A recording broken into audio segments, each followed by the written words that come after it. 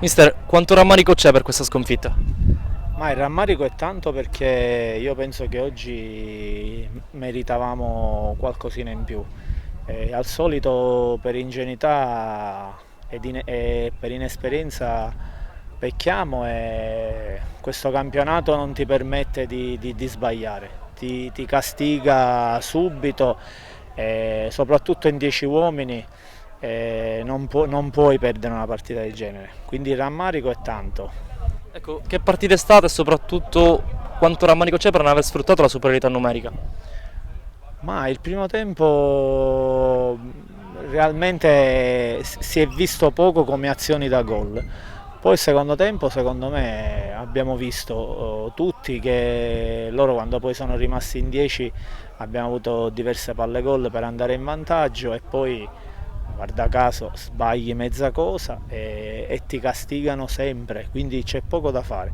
C'è da lavorare, mi prendo la parte positiva della squadra che ha lottato, ha giocato a viso aperto e su questo dobbiamo lavorare, su questo dobbiamo continuare perché il campionato è iniziato adesso e quindi da questi errori dobbiamo cercare di trovare la quadratura e dobbiamo cercare proprio di sistemare un po' le cose. Ecco, forse se c'è un aspetto positivo tra i tanti è quello di aver prodotto tante occasioni, forse è mancato un po' di lucidità davanti al portiere. Ma io ti dico che questo ce lo portiamo dall'anno scorso. L'anno scorso creavamo tanto e non è che facevamo pochi gol, perché poi alla fine abbiamo fatto tanti gol l'anno scorso.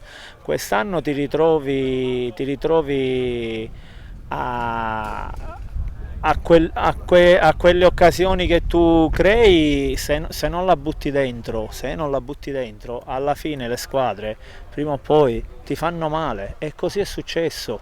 Io non ho visto ancora oggi una squadra che ci ha messo sotto e ha meritato di vincere o ha strameritato, perché poi quando perdi 3-0, 5-0, pensi, chi non vede la partita pensi che le squadre avversarie ti hanno massacrato, ti hanno messo sotto, invece non è così.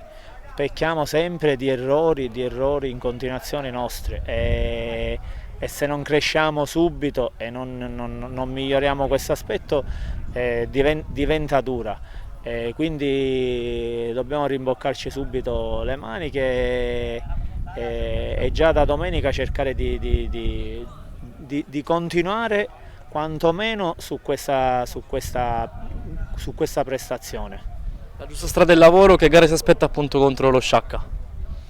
Ma ovviamente anche lo Sciacca ha cambiato allenatore, in casa vorrà vincere, quindi non troveremo una partita semplice e quindi sarà dura e ci dobbiamo fare trovare pronti, ma non solo a Sciacca, dappertutto. L'Eccellenza è un campionato importante, con giocatori di qualità e di valore, quindi se non c'entra in testa questo diventa non dico dura, ma è così ed è un peccato perché, ripeto, non meritiamo tutto ciò.